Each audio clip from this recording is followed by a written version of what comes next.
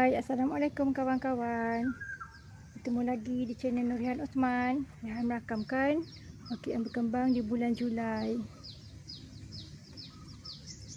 Orkid tulang dah kembang.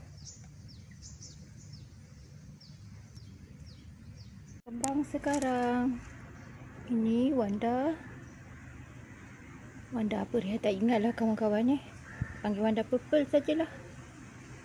Jenis semi-terret. Pokok Wanda semi-terret. Daunnya melengkung. Jenis Wanda yang tahan panas. Ketelia putih ni, kali ni Rehan dapat 3 kuntum. Dia putih dan tak berapa wangi sangat je kawan-kawan. Tapi ada bau-bau bunga tu adalah.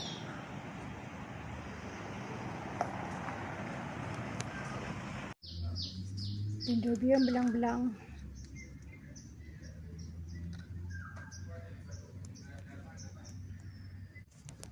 Tinggi ke atas tu orkid bunga merah ya kawan-kawan. Jenis ni dia tumbuh tinggi sikit lah. Dan dia lambat berbunga. Kalau Rehan potong, dia tanam semula, dia akan lambat berbunga. Hari ni kembang lagi Dendrobium crumentum ni. Orkid merpati ya kawan-kawan. Kembang lagi sekali.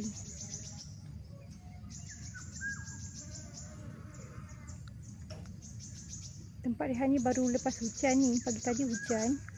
Dan masih ada titisan air hujan pada bunga. Dan suasana sangat sedap ya bau dia. Sangat menyegarkan baunya.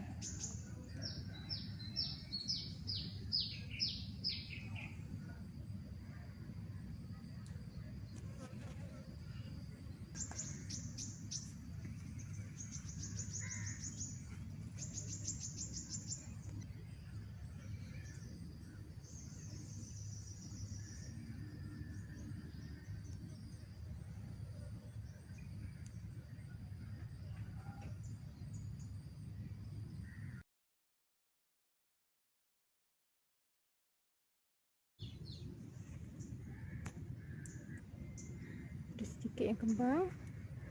Dendrobium Inobi Splash dan rasa bola yellow bird.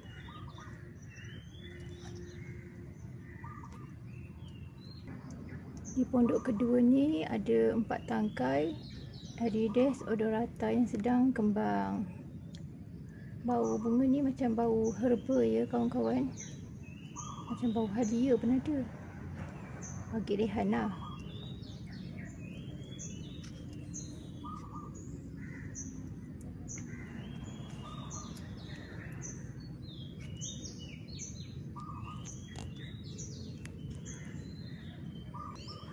Dan sejenis lagi Dendrobium bunga warna putih sedang kembang.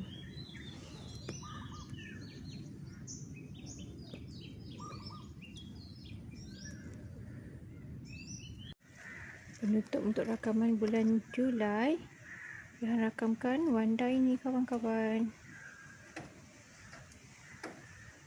Bunga ni berbau wangi. Alhamdulillah.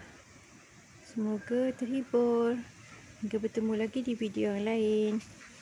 Bye. Assalamualaikum.